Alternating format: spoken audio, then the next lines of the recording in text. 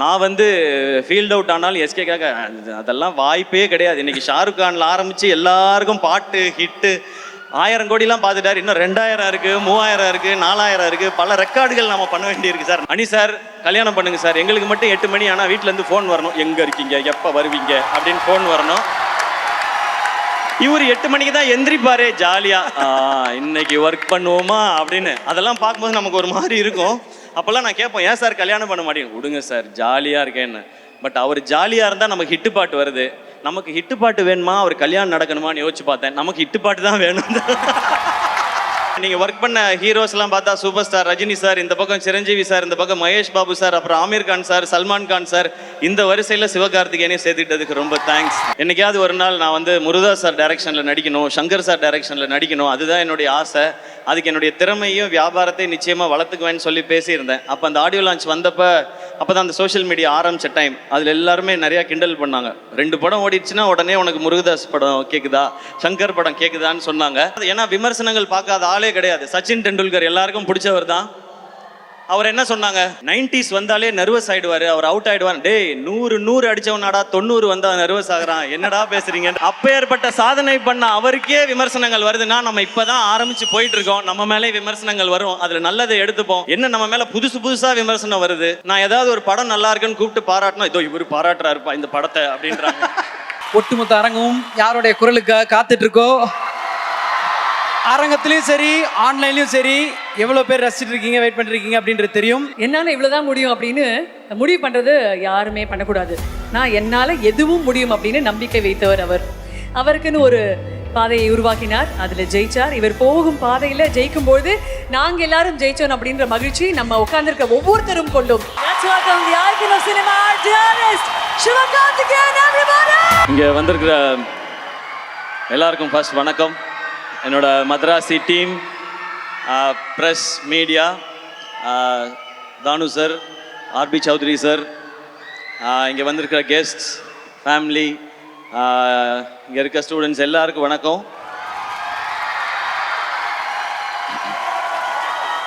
நான் விழும்போது கை கொடுத்து, எழும்போது என்னை தூக்கி விடுற என்னுடைய ஃபேன்ஸான என் பிரதர்ஸ் அண்ட் சிஸ்டர்ஸ் எல்லாருக்கும் வணக்கம், நன்றி. ஃபர்ஸ்ட் எல்லாருக்கும் ஒரு தேங்க்ஸ் சொல்லிக்கிறேன். இதுக்கு முன்னாடி அமரனுக்கு நீங்கள் கொடுத்த வரவேற்புக்கு ரொம்ப பெரிய நன்றி. இது அமரனுக்கு அடுத்த படம் மதராசி. பட் இதுக்குள்ளே போகிறதுக்கு முன்னாடி நான் ஃபஸ்ட்டு யோசிச்சது என்னென்னா, இப்போ நம்ம ஒரு ஃபங்க்ஷன், ஒரு ஈவெண்ட் அப்படின்னா ஸ்டேஜ் முக்கியம், லைட்ஸ் முக்கியம், பெர்ஃபார்மன்ஸ் முக்கியம், இந்த மாதிரி சூப்பரான ஆங்கர்ஸ் முக்கியம். பட் இதெல்லாம் தாண்டி ரொம்ப முக்கியம் க்ரௌட், ஆடியன்ஸ். நீங்கள் இல்லைன்னு வச்சுங்களேன், அதுவும் இப்படி ஒரு இதில் இப்போ ஆடியோ லான்ச்க்கு என்ன ஆயிடுச்சுன்னா, க்ரௌடு முக்கியன்றதை விட அந்த வென்யூ முக்கியமாயிடுச்சு. Sairam college, thank you. நீங்களாம் காலேஜ் வரீங்களோ இல்லையோ, நான் அடிக்கடி வந்துடுறேன் சாய்ராம் காலேஜுக்கு. எனக்கு தெரிஞ்சு நம்ம சார் இருக்காரு, எனக்கு தெரிஞ்சு ஆடியோ லான்ச்சுக்கு ஒரு தனி கோர்ஸ் வந்துடும்னு நினைக்கிறேன் சாய்ராம் காலேஜில் கொஞ்ச நாளில். ஸோ எனக்கு முன்னாடி வரும்போது ஆடியோ லான்ச்சுக்கு போகிறோம், அங்கே எப்படி இருக்கும் அப்படின்னு தெரிலன்னு இருந்துச்சு. இப்போ சாய்ராமுக்கு போகிறோம், நம்ம இடத்துக்கு போகிறோம், என்ன ஜாலியாக இருக்கும் அப்படின்றது தான் ஃபீல். இது நான் சும்மா நீங்கள் கை தட்டுவீங்க அப்படின்றதுக்கு சொல்லலை. இங்கே இருக்கிற இந்த ஹீட்டில், இந்த வேர்வையில் கடந்த 4 மணி நேரமாக நீங்கள் ஒரு எனர்ஜி கொடுத்துட்ருக்கீங்கல்ல, வேற லெவல். இங்கே இன்னைக்கு மதராசி ஆடியோ லான்ச். இந்த படத்தை பற்றி பேசுகிறதுக்கு முன்னாடி நான் ஒரு சின்ன ஃப்ளாஷ்பேக் மட்டும் போயிட்டு வரேன். 2014 போயிட்டு வரேன். ஒரு 14 வருஷம் முன்னாடி, 12 ஒரு 14 வருஷம் முன்னாடி நான் வந்து ஆங்கராக இருந்த டைம். அப்போ வந்து 7ஆம் அறிவு படம் ரிலீஸ். அப்போ எனக்கு ஒரு ஃபோன் கால் வந்துச்சு, இந்த மாதிரி நீங்கள் 7ஆம் அறிவு படத்தில் வந்து ஆடியோ லான்ச் நடக்குது, அதுக்கு நீங்கள் ஆங்கராக பண்ண முடியுமான்னு. ஏங்க எவ்வளோ பெரிய படம், எவ்வளோ பெரிய பெரிய காம்பினேஷன், இதை நான் பண்ணுறதுக்கு என்ன, உடனே பண்ணுறேன் அப்படின்னு சொல்லிட்டு உடனே ஒத்துக்கிட்டேன். அவ்வளோ எக்ஸைட்மெண்ட் எனக்கு. அப்புறம் ஒரு 2 நாளில் திரும்ப ஃபோன் வந்துச்சு, இல்லைங்க அது கரெக்டாக வராதுன்னு நினைக்கிறேன், அது வந்து ஒரு ஹீரோ வச்சு போகலான்னு முடிவு பண்ணிட்டாங்க, அதனால் நீங்கள் அதில் ஆங்கரிங் பண்ண முடியாது, ஸ்கிரிப்ட் பண்ணுறீங்களான்னு கேட்டாங்க. நான் சொன்னேன், ஏங்க இவ்வளோ பெரிய படத்தில் ஏதாவது ஒரு பார்ட்டாக இருந்தால் கூட எனக்கு ஓகே தான், அதனால் நான் வந்து பண்ணுறேன்னு சொன்னேன். அந்த ஷோ வந்து ஜெய் அண்ணன் ஹோஸ்ட் பண்ணாங்க. எனக்கு அவரை ரொம்ப பிடிக்கும். அதனால நான் இந்த மாதிரி ஒரு ஈவெண்ட் ஸ்டேஜுக்கு பின்னாடி சைடில் நின்று ஜெயண்ணனுக்கு வந்து நெக்ஸ்ட் லிங்க் சொல்லிகிட்டே இருக்கணும். அந்த கேப்பில் வந்து நான் பார்த்தா சூர்யா சார் உட்காந்துருக்காங்க, முருகதாஸ் சார் உட்காந்துருக்காங்க, பக்கத்தில் உதயநிதி ஸ்டாலின் சார் உட்காந்துருக்காரு, செம்ம க்ரௌடு எல்லாமே இருக்குது. அந்த கேப்பில் தான் அது தெரிஞ்சுக்கிட்டே இருந்தது. அதுவே எனக்கு அவ்வளோ சந்தோஷம். அந்த ஆங்கரிங் சான்ஸ் நான் எதிர்பார்த்தது எதுக்கான, இன்றைக்கி ஒரு சான்ஸ் கிடச்சிதுன்னா நம்மளோட திறமையெல்லாம் ஏதாவது காமிச்சு முருகதாஸ் சார் படத்தில் ஏதாவது ஒரு ரோல் வாங்கிடலாமா அப்படின்னு ஆசையோடு தான் வந்தேன். ஆனால் ஸ்டில் அந்த ஷோவை நான் என்ஜாய் பண்ணேன். அப்படியே ஒரு சில வருஷம் கழித்து இன்னொரு ஃபோன் கால் வந்தது. முருகதாஸ் சாரோட ஏஆர் முருகதாஸ் ப்ரொடக்ஷன்ஸில் ஒரு படம் பண்ணுறாங்க, அவருடைய அசிஸ்டண்ட்டை வச்சு நீங்கள் ஹீரோவாக நடிக்கணும்னு சொல்கிறாங்க. அடடே, இதுக்கு தானே நம்ம ஆசைப்பட்டோம், நம்ம ரெடின்னு சொல்லி போனேன். அதுதான் அந்த மான் கராத்தே படம். அந்த படம் ஆடியோ லான்ச்சில் வந்து முருகதாஸ் சார் இருந்தாங்க, சீஃப் கெஸ்ட் வந்து சங்கர் சார். அப்போ நான் பேசும்போது சொல்லியிருந்தேன், நான் இப்போ தான் ஆரம்பிச்சிருக்கேன், என்றைக்காவது ஒரு நாள் நான் வந்து முருகதாஸ் சார் டைரக்ஷனில் நடிக்கணும், சங்கர் சார் டைரக்ஷனில் நடிக்கணும், அதுதான் என்னுடைய ஆசை. அதுக்கு என்னுடைய திறமையும் வியாபாரத்தையும் நிச்சயமாக வளர்த்துக்குவேன்னு சொல்லி பேசியிருந்தேன். அப்போ அந்த ஆடியோ லான்ச் வந்தப்போ அப்போ தான் அந்த சோஷியல் மீடியா ஆரம்பித்த டைம். அதில் எல்லாருமே நிறையா கிண்டல் பண்ணாங்க. 2 படம் ஓடிடுச்சுன்னா உடனே உனக்கு முருகதாஸ் படம் கேட்குதா, சங்கர் படம் கேட்குதான்னு சொன்னாங்க. ஆனால் அன்றைக்கி ஒரு நம்பிக்கை மட்டும் இருந்துச்சு, விடாமல் உழைச்சா என்றைக்கோ ஒரு நாள் அது நடந்துரும்ன்ற நம்பிக்கை இருந்துச்சு. நீங்கள் கை தட்டிக்கிட்டே இருந்தீங்க, நான் ஓடிக்கிட்டே இருந்தேன். இன்னைக்கு மதராசி ஏஆர் முருகதாஸ் சார் டைரக்ஷனில் நான் ஹீரோ இங்கே நின்று பேசிக்கிட்டு இருக்கேன். இது நான் மட்டும் உழைச்சி அப்படி பண்ணிட்டெல்லாம் கிடையாது. நம்மால் ஒருத்தன் ஓடுறான்டா, அவனை தட்டி கொடுறா, தூக்கிட்டு போகணுண்டான்னு சொல்லி நீங்கள் எல்லாரும் கை தட்டி என்னை தூக்கிட்டு வந்தீங்க, நிற்க வச்சுருக்கீங்க. அந்த எனர்ஜியோடு தான் இந்த படத்தில் நான் வேலை பார்த்துருக்கேன். ஏஆர் முருகதாஸ் சார், நீங்கள் வந்து எல்லா ஹீரோஸ்க்கும் உங்களோட நடிக்கணும்னு ஆசை சார். ஏன்னா உங்களுடைய படங்கள் அந்த மாதிரி.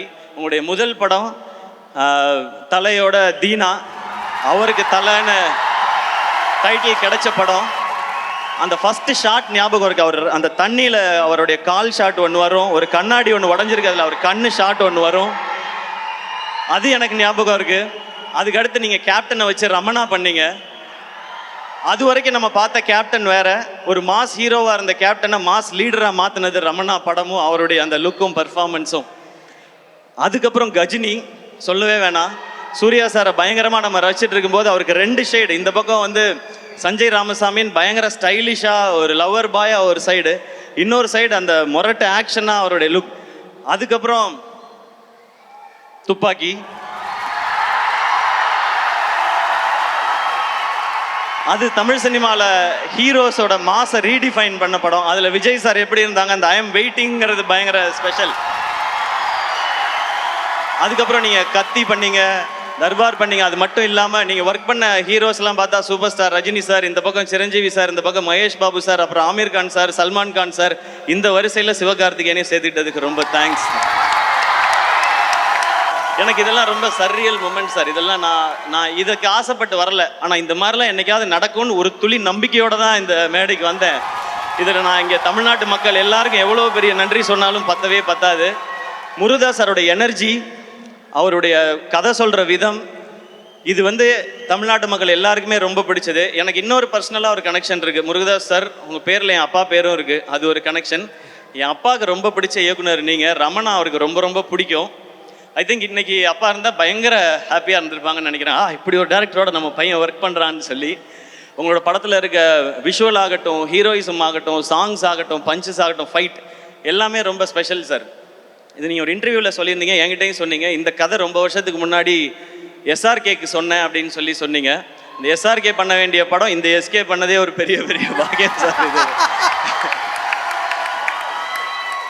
நான் எனக்கு தெரிஞ்சு அந்த டயலாக் நான் திருப்பி சொல்லிகிட்டே இருக்கணும்னு நினைக்கிறேன். இந்த உலகம் அடுத்த வினாடிக்குள் ஒளித்து வைத்திருக்கும் ஆச்சரியங்கள் ஏராளம் அப்படின்னு. அப்படி ஒரு ஆச்சரியம் தான் எனக்கு இந்த படம் நடந்தது, உங்களோட ஒர்க் பண்ணதும்.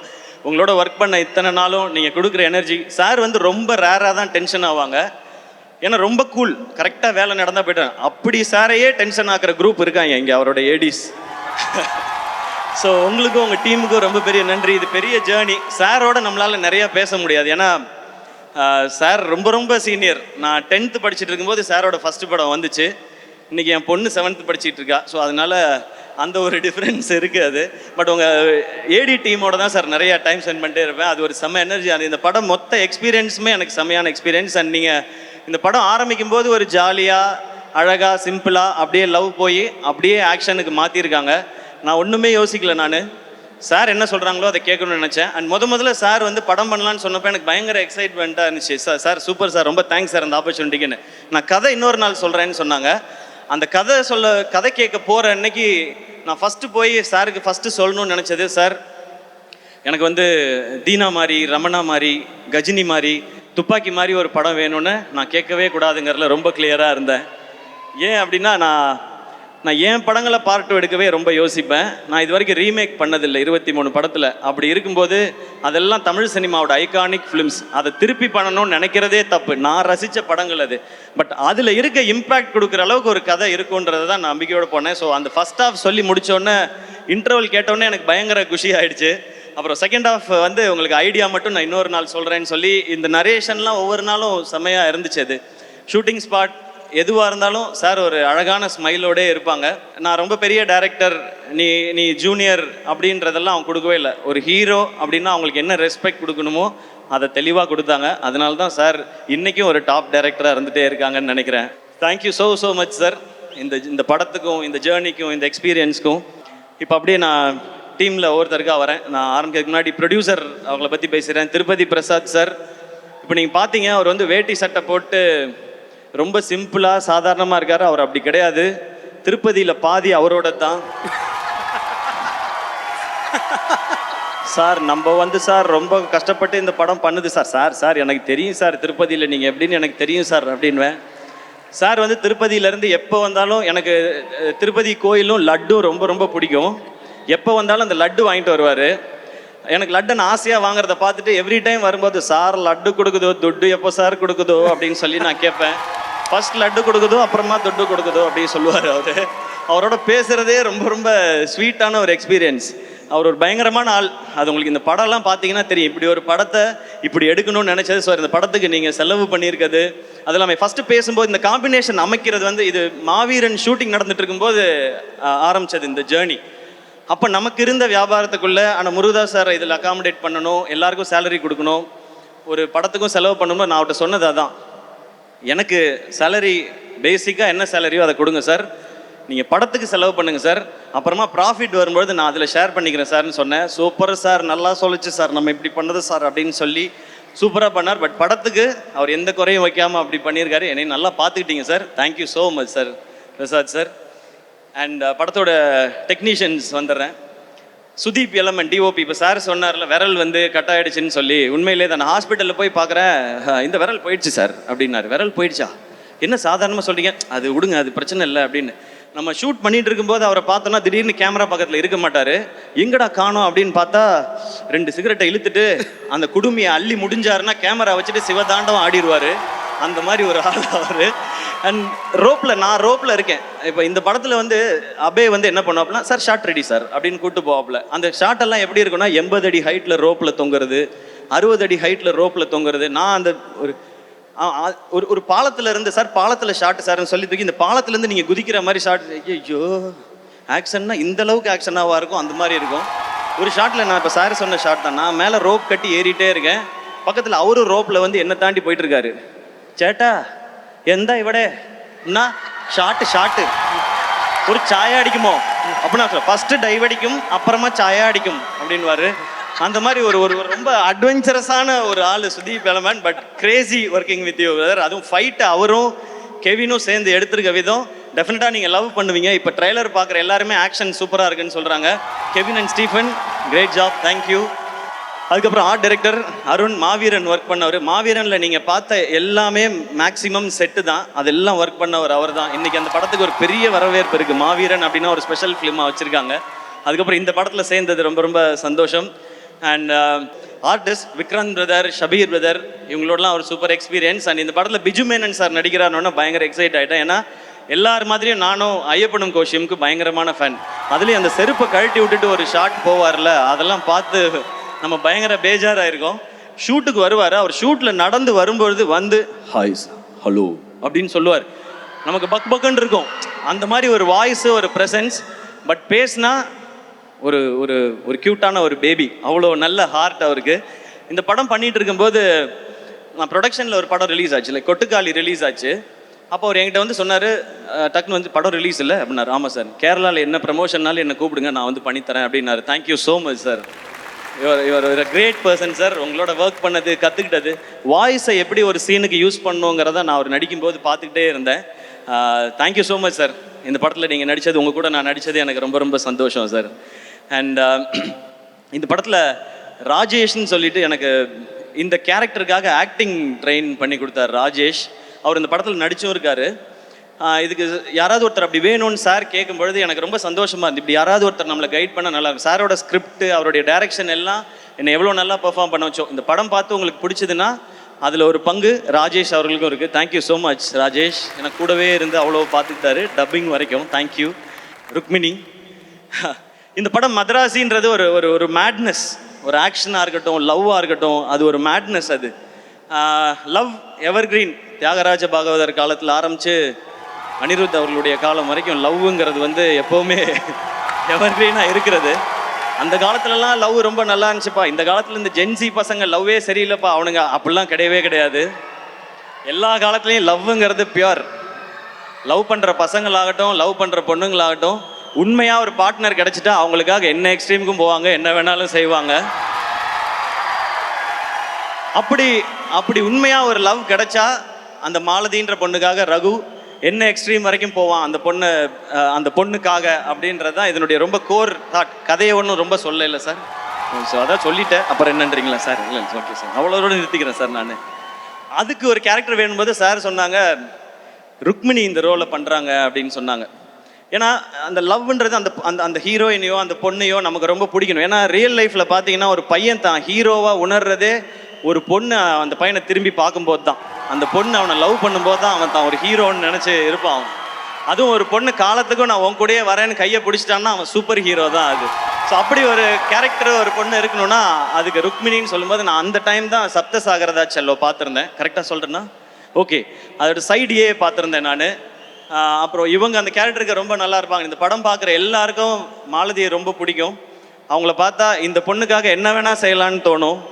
அப்படியான ஒரு கேரக்டர் தான். ஸோ ருக்மிணி அவங்க ஷூட்டிங்கில் எப்படின்னா படிச்சுட்டே இருப்பாங்க, புக்கு படிச்சுட்டே இருப்பாங்க. நான் சும்மா ஏமாத்துறாங்க புக்கெல்லாம் வச்சுக்கிட்டு அப்படின்னு நினச்சேன். அப்புறம் பார்த்தா எழுதுவாங்க. ஒரு நாள் போய் கேட்டேன், என்னங்க எழுதுறீங்க அப்படின்னு கேட்டேன். இல்லை, என்னோட எக்ஸ்பீரியன்ஸை ஷூட்டிங்கில் நடக்கிற தாட்லாம் நான் எழுதுறேன்னு சொன்னாங்க. ஓ, படிக்கிற பொண்ணுடோ அப்படின்னு சொல்லி நான் முடிவு பண்ணிட்டேன். நீங்கள் காலேஜ்லலாம் பார்த்துருப்பீங்க, ஒரு பொண்ணு எல்லா இடத்துலையும் படிக்கும். பஸ்ஸில் படிக்கும், பஸ் ஸ்டாப்பில் படிக்கும், எல்லா இடத்துலையும் படிச்சுக்கிட்டே இருக்கும். இசிஇ ட்ரிபிள் இ பொண்ணுங்கள்லாம் இருப்பாங்க, அவங்களாம் எப்போ பார்த்தாலும் படிச்சுக்கிட்டே இருப்பாங்க. அந்த மாதிரி தான் அவங்க தான். ஆனால் பர்ஃபார்ம் பண்ணுவாங்க. அந்த மாதிரி அவங்களும் அந்த மாதிரி பர்ஃபார்ம் பண்ணியிருக்காங்க. Very happy to work with you. ஒரு ஒரு ரொம்ப ரொம்ப ஒரு ரொம்ப நல்ல கேரக்டர் நீங்கன்றது ஆன் ஸ்க்ரீனில் மட்டும் இல்லை, ஆஃப் ஸ்க்ரீன்லையும் நான் தெரிஞ்சுக்கிட்டேன். So very happy to work with you. And அவங்க இப்போ நிறையா பேன் இண்டியன் ஃபிலிம்ஸ் பண்ணிகிட்டே இருக்காங்க. எல்லாத்துக்கும் என்னுடைய விஷஸ். அவங்கள தொடர்ந்து அடுத்து நான் பேச போகிறது என்னுடைய உயிர் நண்பன், rock star, the most eligible bachelor, Anirudh. ஆக்சுவலாக அனி சாரும் நானும் பண்ணுற 8வது படம் அவர் சொன்ன மாதிரி நாங்கள் 8 படம் பண்ணியிருக்கோம். அது இல்லாமல் ஏகப்பட்ட ப்ரோமோ வீடியோ பண்ணியிருக்கோம். பட் இந்த எக்ஸ்பீரியன்ஸ் வந்து எங்கள் 2 பேருக்குள்ளே இருக்கிறது வந்து ஒரு ஹீரோ, மியூசிக் டைரக்டர், ஒரு ஆர்டிஸ்ட், டெக்னீஷியன் அப்படி இருந்ததே கிடையாது. இது என்றைக்குமே அந்த ஃப்ரெண்டுன்றதுக்கும் ஒரு ஸ்டெப் மேலேன்னு நினைக்கிறேன். எனக்கு அவர் அவ்வளோ பிடிக்கும். எதிர்நீச்சல் ஹிட் ஆனப்போ நான் அப்போ அவர்கிட்ட சொன்னேன், சார் பாட்டெல்லாம் பயங்கரமாக போட்டிங்க, ஆல் காலேஜ் கேர்ள்ஸ், ஃபாரின் எல்லா பக்கமும் என்னை கொண்டு போய் சேர்த்துட்டீங்க என்ன. அவர் அவ்வளோ ஸ்வீட்டாக திரும்ப ஒரு பதில் சொன்னார், இல்லை சார் நீங்கள் தான் என் பாட்டை கொண்டு போய் பிஎன்சியில் சேர்த்துருக்கீங்கன்னு சொன்னார். எல்லோரும் கேட்பாங்க உங்கள் 2 பேர் காம்பினேஷனோட சக்ஸஸ்க்கு என்ன ரீசன்னு. இதுதான் ரீசன். நான் அவர் தான் காரணம்னு சொல்லுவேன், அவர் என்ன தான் காரணம்னு சொல்லுவார். பட் முழு காரணம் அந்த ஆள் மட்டும்தாங்க. நமக்கு என்ன தெரியும் பாட்டை பற்றி? அவராக பாட்டு போட்டு இதுதான் பாட்டுன்னு அனுப்புவார். அவர் நடுவில் சொன்னார், நான் வந்து ஃபீல்ட் அவுட் ஆனாலும் எஸ்கேக்காக, அதெல்லாம் வாய்ப்பே கிடையாது. இன்றைக்கி ஷாருக் கானில் ஆரம்பித்து எல்லாருக்கும் பாட்டு ஹிட்டு 1000 கோடிலாம் பார்த்துட்டார். இன்னும் 2000 இருக்குது, 3000 இருக்குது, 4000 இருக்குது. பல ரெக்கார்டுகள் நம்ம பண்ண வேண்டியிருக்கு சார். நம்ம மீன்ஸ் நீங்கள், அதில் நானும் சேர்ந்துப்பேன். அனி இஸ் மை ஃப்ரெண்ட் அப்படின்னு. ஸோ நீங்கள் உங்களோட மியூசிக் அது கொடுக்குற எனர்ஜி நாங்களாம் அடிக்கடி சொல்லுவோம். எல்லாருமே கேட்குறாங்க, ஏன் அனி இன்னும் கல்யாணம் பண்ணிக்க மாட்டேன்றாருன்னு. நாங்களும் கேட்டிருக்கோம். அனி சார் கல்யாணம் பண்ணுங்க சார், எங்களுக்கு மட்டும் 8 மணி ஆனால் வீட்டிலேருந்து ஃபோன் வரணும், எங்கே இருக்கீங்க, எப்போ வருவீங்க அப்படின்னு ஃபோன் வரணும். இவர் 8 மணிக்கு தான் எந்திரிப்பாரு ஜாலியா, இன்னைக்கு ஒர்க் பண்ணுவோமா அப்படின்னு. அதெல்லாம் பார்க்கும்போது நமக்கு ஒரு மாதிரி இருக்கும். அப்போல்லாம் நான் கேட்போம், ஏன் சார் கல்யாணம் பண்ண மாட்டேங்க? விடுங்க சார் ஜாலியாக இருக்கேன்னு. பட் அவர் ஜாலியாக இருந்தால் நமக்கு ஹிட்டு பாட்டு வருது. நமக்கு ஹிட்டு பாட்டு வேணுமா அவர் கல்யாணம் நடக்கணுமான்னு யோசிச்சு பார்த்தேன். நமக்கு ஹிட்டு பாட்டு தான் வேணும். அதனால் நீங்கள் ஜாலியாகவே இருங்க சார், எங்களுக்கு வைப் பண்ண பாட்டு கொடுத்துக்கிட்டே இருங்க sir. Okay sir, thank you sir. அனி அவ்வளோ ஸ்பெஷல். அனியோட எந்த அளவுக்கு க்ளோஸ்னால், இப்போ நான் போய் கேட்டேன்னா எந்த படம்னாலும் உடனே ஓகே சொல்லுவார். நோ ப்ராப்ளம் சார், பண்ணிடலாம் சார்னு. ஆனால் அவருக்கு நாங்கள் கொடுக்குற ரெஸ்பெக்ட், அவர் இன்னைக்கு வளர்ந்துருக்க அந்த க்ரோத், அந்த ஸ்டேச்சர், அதுக்கு நான் கொடுக்குற ரெஸ்பெக்ட் நான் அப்படி போய் கேட்கவே மாட்டேன். நான் எப்போ கேட்டாலும் பண்ணுவார். பட் அவருக்கு அந்த ஸ்டேச்சரை கொடுத்து அப்ரோச்னா, இவர் இவ்வளோ பெரிய மியூசிக் டைரக்டர் நம்ம போய் கேட்குறோன்னா அதுக்கேற்ற ப்ராஜெக்டோட தான் போய் கேட்கணுன்றதான் எங்களுக்கு எப்போவுமே தோணும். அப்படி தான் சார் இருப்போம். பாசம், லவ் எல்லாமே எப்போவுமே இருக்கும். பட் அதை தாண்டி நான் இந்த ரெஸ்பெக்ட் கொடுத்தாகணும். ஏன்னா நீங்கள் உலகம் ஃபுல்லாக ரீச் ஆகிருக்கீங்க சார். எங்கே போய் பார்த்தாலும் இவர் ஒரு கான்சர்ட் நடத்தினா எனக்கு எத்தனை மெசேஜ் வருதுன்னு எனக்கு தான் தெரியும். Get me 4 tickets, get me 2 tickets அப்படின்னு. டிக்கெட்லாம் அப்படி கிடைக்கா ராஜா, நீ அங்கே போய் ஏதாவது கண்டுபிடிச்சி எடுத்துக்கோ அப்படின்னு. அனி சார், இவர் பிக் இன்ஸ்பிரேஷன். எதுக்கு முக்கியமான சக்ஸஸ்க்கு மட்டும் இல்லை, அந்த சக்ஸஸை எப்படி ஹேண்டில் பண்ணணும்னு தெரிஞ்சுக்கிறதுக்கும். அண்ட் நீங்கள் சொன்ன அத்தனை வார்த்தைக்கும், அன்புக்கும், பாடல்களுக்கும் ரொம்ப ரொம்ப நன்றி. Love you sir, always love you. நான் எப்போவுமே மெசேஜில் அனுப்புறது தான் லவ் யூ சார். இந்த ப்ரோமான்ஸ் போயிட்டே தான் இருக்கும் எங்களுக்குள்ள, அது எப்போவுமே இருக்கும். அண்ணன் தம்பி அந்த மாதிரி, ஃப்ரெண்டு, எப்படி வேணாலும் வச்சுக்கலாம். Love you sir. அண்ட் மதராசிக்கு நீங்கள் கொடுத்துருக்க ட்ராக் சலம்பலை, அப்புறம் இப்போ வழிகிறேன். இன்னொன்று தங்கப்பூவேன்னு ஒரு பாடல் விவேக் ப்ரோ எழுதியிருக்காரு. ரொம்ப பியூட்டிஃபுல்லான சாங். அந்த சாங் நீங்கள் கேட்குறதுக்காக வெயிட் பண்ணிட்டு இருக்கோம். அண்ட் உங்களோட singers, lyricist super Subbu bro, super lyrics. And Aadesh bro thank you. And Vivek bro thanks. நான் ஆனால் தேங்க்ஸ்லாம் சொல்ல மாட்டேன், நம்ம நண்பர்களை அப்படியே மெயின்டைன் பண்ணிக்கலாம். ரொம்ப அழகான வரிகளோட அண்ட் ஒர்க் பண்ண மியூசிஷியன்ஸ், அனியோட டீம் எல்லாருக்கும் தேங்க்ஸ். நம்ம மேட்னஸ் இந்த படத்தில் சொல்லும்போது லவ் அண்ட் ஆக்ஷன் இருக்குது. ஆக்ஷன் இன்னொரு பக்கம் ஒரு பயங்கர மேடான ஒரு ஒர்க் இருக்குது. ஸோ வில்லன் யார் பண்ணுறா அப்படின் போது சார் சொன்னாங்க வித்யுத் ஜாம்வால் அப்படின்னாங்க. வித்யுத் ஜாம்வாலா, அட்டேங்க அப்பா பயங்கரமாக இருப்பாப்லையே அப்படின்னு சொல்லி தான் எனக்கு தோணுச்சு. அப்போ ஒரு ஷூட்டிங் ஸ்பாட் வந்தப்போ ஃபஸ்ட் டே சந்திக்க போகிறேன். நான் என்ன பண்ணேன், தூத்துக்குடியில் ஷூட் பண்ணும்போது காலையில் 4 மணிக்கு எந்திரிச்சு திருச்செந்தூர் கோயில் போகிறதுக்காக கிளம்பிகிட்டு இருந்தேன். நான் வெளியே வந்தால் தூரத்தில் ஒரு உருவம், நல்ல ஹைட்டு, கை வந்து கிரிக்கெட் பேட் மாதிரி இருக்குது. ஆள் அப்படியே திரும்பினா அது வித்யுத் ஜாம்வால். அது அவர் வந்து ஹாய் அப்படின்னு கை கொடுத்தாரு. நம்ம வந்து வேஷ்டி சட்டை நெத்தியில் பட்டை போட்டுக்கிட்டு ஹாய் அப்படின்னு சொல்லி கையை கொடுத்தேன் நான். சிவா அப்படின்னாரு. Yes sir, Siva great man, I'm very happy to work with யூனாரு. கை அப்போவே இறுக்கியாக பிடிச்சாப்புல. ஐயோ இவர் கூட தான் நம்ம ஃபைட் பண்ணணுமான்னு சொல்லிட்டு ஓகே சார் சி யூ இந்த ஈவினிங் சொல்லிட்டு கோயிலுக்கு போய் நேராக முருகா அந்த மனுஷன்ட்டு அந்த மட்டும் நீ பத்திரமா பார்த்துக்க, ஒரு பஞ்சு மூஞ்சில் விழுந்தாலும் உனக்கு என்னை அடையாளம் தெரியாமல் போயிடும், இது ஓம் பொறுப்பு, நீ பார்த்துக்கன்னு சொல்லி வந்தேன். அப்புறம் அந்த ஃபைட் வந்துச்சு, கிளைமேக்ஸ் ஃபைட்டு. அப்போ நான் மனசுக்குள்ளே நினச்சிக்கிட்டதெல்லாம் ஒன்று தான், அடிக்கிறோமோ இல்லையோ தடுக்கிறோம். லோஜக் மோஜக் பஜக், இதுதான் நம்ம தாரக மந்திரம்னு சொல்லிட்டு அங்கே போனேன். ஆக்ஷன் பண்ணும்போது அந்த ஆள் தடுக்கிறாப்புல, தடுக்கும் போதே வலிக்குது. நான் அங்கே நின்று பண்ணிட்டு வெளியே வந்து இந்த ஆள் உண்மையிலே அடிக்கிறான், இதை விடக்கூடாது அப்படின்னு சொல்லி இந்த ஃபைட்டை பயங்கரமாக பண்ணி. ஏன்னா அவர் ப்ரொஃபஷனல், அவர் பயங்கரமாக you can do it man, come on man, you can do it அப்படின்னு கையை மட்டும் கொடுக்காத, நீ நசுக்கி விட்டுருவா, இந்த வேலையை வச்சுக்காது அப்படின்னு சொல்லி தான் நான் பண்ணேன். பட் ஃபைட்டை பயங்கரமாக பண்ணி ஆகணும். ஏன்னா ஸ்கிரிப்டோட ரொம்ப பீக் மூமெண்ட் அது, கிளைமேக்ஸ் பயங்கரமாக இருக்கணும். அப்போ ஓகே நம்ம என்னமாவது பண்ணி ரிஹர்சல் பண்ணியாவது பண்ணிடலான்னு சொல்லி நான் முடிவு பண்ணி இறங்கி ஃபைட் பண்ணிட்டேன். அப்புறம் அவரே அப்ரிஷியேட் பண்ணார். அப்போ மனசுக்குள்ளே நினச்சிக்கிட்டேன், எத்தனை கேப்டன் படம், எத்தனை அர்ஜுன் படம், சரத்குமார் படம்லாம் பார்த்துருக்கோம், விடுவோமா நாங்கள் ஃபைட்டை அப்படின்னு சொல்லி அப்படி நின்றுட்டோம். ஒரு மாதிரி அவரோட சேர்ந்து படத்தில் பார்க்கும்போது எக்ஸைட்டிங்காக இருக்கும். Vidyut Jammwal bro thank you so much. ஏன்னா அந்த சிங்க் வரணும் 2 பேருக்கும், இல்லைன்னா கண்டிப்பாக 1-2 அடி விழும். அப்படியே விழுந்துச்சு, ரெக்கவர் ஆகிறதுக்கு 2-3 நாள் ஆச்சு. பதிலுக்கு அவருக்கும் 2-3 விழுந்திருக்கும், நம்மளும் அதை பண்ணியிருப்போம் இல்லையா. அந்த மாதிரி தானே நம்ம ஸ்கூலில் கில்லுனாலே சும்மா இருக்குது, அதில் திருப்பி கில்றாள் நம்ம எப்படி அப்படி விடுவோம். ஸோ அதெல்லாம் நடந்துச்சு. பட் ஒரு ஒரு கிவ் அண்ட் டேக்கில் நல்லா வந்திருக்குன்னு நம்புகிறேன். சார் அப்ரிஷியேட் பண்ணும்போது ரொம்ப சந்தோஷமாக இருக்குது. இந்த இந்த இந்த ஷூட்டிங் ஸ்பாட்டே ஒரு மாதிரி நமக்கு ஒரு ரொம்ப சரியலான எக்ஸ்பீரியன்ஸ் தான். ஏன்னா அவங்க எல்லாருக்கும் தெரியும் எனக்கு துப்பாக்கி படம் எவ்வளோ பிடிக்கும்னு சொல்லி. நான் அந்த டைமில் போட்ட ட்வீட் ஒன்று இருக்குது, இன்றைக்கி தேதியில் கையில் துப்பாக்கி வச்சுருக்கவனோட துப்பாக்கி டிக்கெட் வச்சுருக்கவன் தான் பெரிய ஆள், I got the FDFS ticket I சேன்னு சொல்லியிருப்பேன். அந்தளவுக்கு எனக்கு அந்த படம் பிடிக்கும். அந்த படம் ட்ரெய்லர் வரும்போதே எனக்கு அவ்வளோ ஆர்வம்.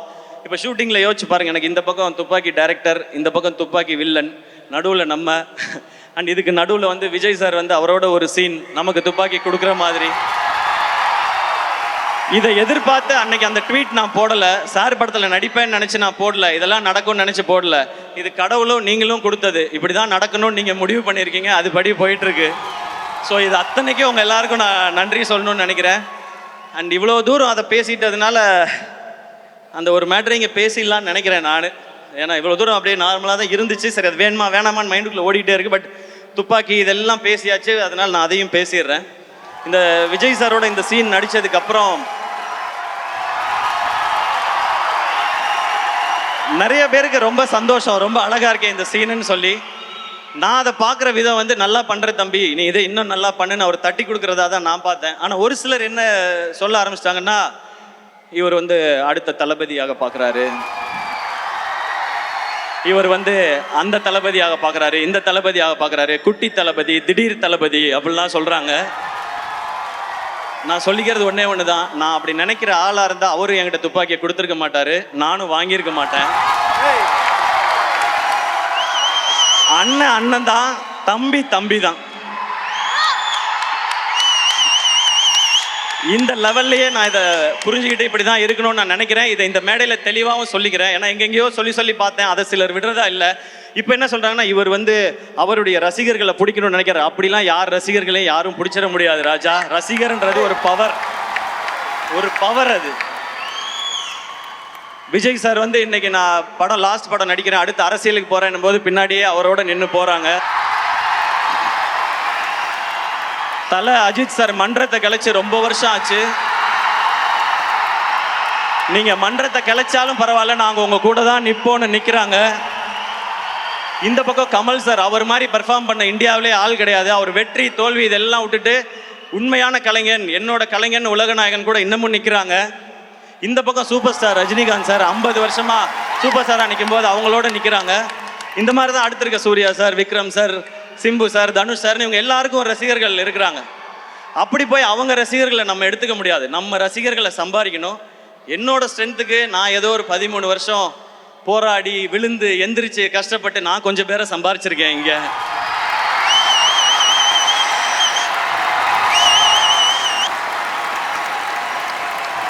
உங்களுக்கும் எனக்கும் இருக்க கனெக்ஷன் ஒன்றே ஒன்று தான். என்னுடைய ஃபேன்ஸான என் பிரதர்ஸ் அண்ட் சிஸ்டர்ஸ், உங்களுக்கும் எனக்கும் இருக்கிற கனெக்ஷன் ஒன்றே ஒன்று தான்.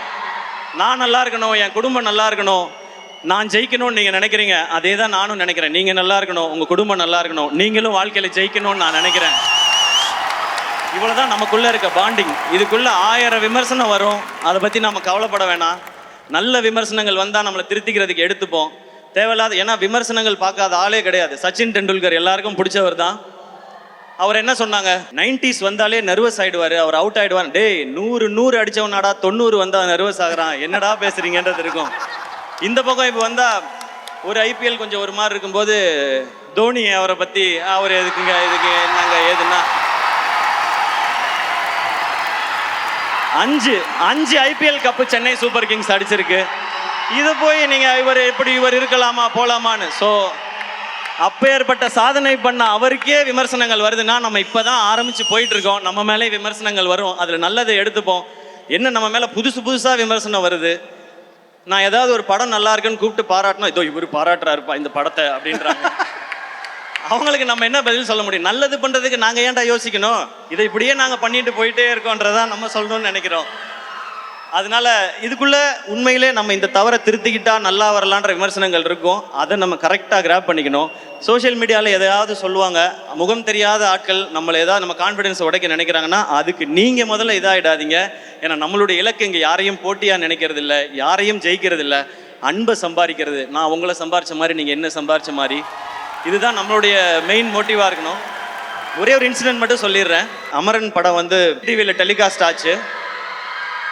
அதுக்கு அடுத்த நாள் வந்து ஒரு அம்மா வந்து பார்க்குறதுக்கு ரொம்ப நேரமாக வெயிட் பண்ணிகிட்டே இருந்தாங்க. அப்போ நான் வந்து என்ன ரொம்ப நேரமாக இருக்காங்களே வாங்கம்மான்னு சொன்னேன். அவங்க உள்ளே வந்தோடனே கண்ணெலாம் கலங்கிட்டு, நேற்று நைட் அமரன் படம் டிவியில் பார்த்தோம், அந்த கிளைமேக்ஸ் பார்த்தோன்னே ஒரு மாதிரி ஆயிடுச்சு. சினிமா தான் தெரியும், ஆனால் இருந்தாலும் உங்களை அப்படி பார்க்கும்போது ஒரு மாதிரி ஆயிடுச்சு, உங்களை ஒரு தடவை தொட்டு பார்த்துக்கிட்டுமான்னு சொல்லி தொட்டு பார்த்தாங்க. எனக்கு எமோஷனல் ஆகிடுச்சு. அப்போ சொன்னாங்க, நாங்கள் ஒரு ஓல்டேஜ் ஹோமில் இருக்கோம், அங்கே நிறைய பெரியவங்க வயசானவங்கலாம் இருக்காங்க. நேற்று படம் பார்த்ததுக்கு அப்புறம் அவங்கள நிறைய பேர் சாப்பிடல, ஒரு மாதிரி டிசப்பாயிண்ட் ஆகி தூங்கிட்டாங்க, ஒரு மாதிரி அப்செட் ஆகிட்டாங்க. அவங்ககிட்ட நீங்கள் ஃபோனில் பேச முடியுமான்னாங்க. நான் வீடியோ கால் போடுங்கன்னு வீடியோ காலில் நிறைய பேர் பேசினாங்க. அவங்கெல்லாம் அப்பா நீ நல்லா இருக்கியாப்பா, அவங்க குடும்பம்லாம் நல்லா இருக்காப்பா, நேற்று படம் பார்த்தோம் ஒரு மாதிரி இருந்துச்சுன்னு சொல்லிட்டு அதில் 2 பேர் டக்குன்னு இன்னுமே இந்த மாதிரி கிளைமேக்ஸ்லாம் வச்சு நீ நடிக்கக்கூடாது சரியா அப்படின்னு சொல்லி அதட்டினாங்க. அப்போ தான் நான் புரிஞ்சுக்கிட்டேன். எப்போவுமே எல்லாரும் சொல்கிறாங்க நான் நம்ம வீட்டு பிள்ளைன்றது வெறும் டைட்டில் மட்டும் இல்லை, அவங்க அப்படி தான் நினைக்கிறாங்கன்றத அந்த செகண்ட் உணர்ந்தேன். நான் உழைக்கிறதுக்கு மேலே ஒரு அன்பை நீங்கள் கொடுத்துக்கிட்டே இருக்கீங்க, அந்த அன்புக்கு மேலே நான் உழைக்கணும்னு ஓடிக்கிட்டே இருக்கேன். இது மட்டும்தான் என் மைண்டில் இருக்குது. இன்னும் கடுமையாக உழைச்சிட்டே இருப்பேன். நீங்களும் அதே மாதிரி இருங்க. இன்றைக்கி ரொம்ப தூரத்தில் இருந்தெல்லாம் நிறைய பேர் வந்திருக்கீங்க. என்னுடைய தம்பிகள் எல்லாம் வந்திருக்கீங்க, தங்கச்சி தம்பிகள் எல்லாம். திரும்ப பத்திரமா வீட்டுக்கு போங்க, எதை பற்றியும் கவலைப்படாதீங்க. ஏன்னா லைஃப்பில் சக்ஸஸுங்கிறது இந்த பாக்ஸ் ஆஃபீஸ் நம்பர்ஸ் அது வர்றது அது இல்லவே இல்லை. அது நம்ம எவ்வளோ அன்பை சம்பாதிக்கிறோன்றது ஒரு பக்கம். இன்னொன்று, நம்ம தோற்றுருவோமோன்னு எல்லாருக்குள்ளேயும் ஒரு பயம் இருக்குல்ல, அந்த பயம் எப்போ இவன் ஜெயிச்சிருவானோன்னு மற்றவனுக்கு மாறுதோ அதுதான் உண்மையான சக்ஸஸ். இதை மைண்டில் வச்சுக்கோங்க. நம்ம ரொம்ப தூரம் பயணிக்க வேண்டியது இருக்குது. சேர்ந்து நிறைய நல்ல விஷயங்களையும் செய்வோம் நம்மளால் முடிஞ்சதை. அண்ட் அண்ணன் நீங்கள் ஆக்ஷன் படம் பண்ணுங்கண்ணேன்னு கேட்டுகிட்டே இருந்தீங்க. முருகதாஸ் சார் டைரக்ஷனில், அனிருத் மியூசிக்கில் இப்படி ஒரு ஸ்ட்ராங் டீமோட ஒரு ஆக்ஷன் என்டர்டெய்னர் செப்டம்பர் 5th வருது. மதராசி தேட்டரில் என்ஜாய் பண்ணுங்கள். இன்றைக்கி பத்திரமா ஊருக்கு போங்க, எல்லோரும் சாப்பிட்டு போங்க. நாளைக்கு போயிட்டு ஆனந்த் அண்ணன்ட்டையும் மோகன் அண்ணன்ட்டையும் நீங்கள் தகவல் சொல்லணும். நான் காத்திருப்பேன் காலையில் நீங்கள் சொல்லுவீங்கன்னு. வேறு யாரையாவது மிஸ் பண்ணியிருந்தா மன்னிச்சிருங்க. And thank you lovable friends, N brother and sister 2 பேருக்கும் thank you for all the love and support. And இந்த ஈவெண்ட்டை சிறப்பாக நடத்தின மொத்த டீமுக்கும் அண்ட் மேனேஜர்ஸ் மொத்த எல்லாருக்குமே என்னுடைய ரொம்ப ரொம்ப நன்றி. Love you. செப்டம்பர் 5th 5, 6, 7 3 நாளும் ஹாலிடேஸ். தேட்டரில் என்ஜாய் பண்ணுங்கள். இந்த படம் உங்கள் எல்லாருக்கும் பிடிக்கும் நான் நம்புகிறேன். Love you all. அண்ணா எஸ்கண்ணே, நீங்கள் திரும்பி லவ் யூ சொல்கிறதுக்கு தான் நம்ம ஆங்கராக வந்தோன்றது ஞாபகம் வருது. நான் ஆடியன்ஸாக மாற்றிட்டீங்க இவ்வளோ நேரம் எங்களையும். அப்படி ஒரு அமேசிங்கான விஷயங்கள். Thank you so much SK sir.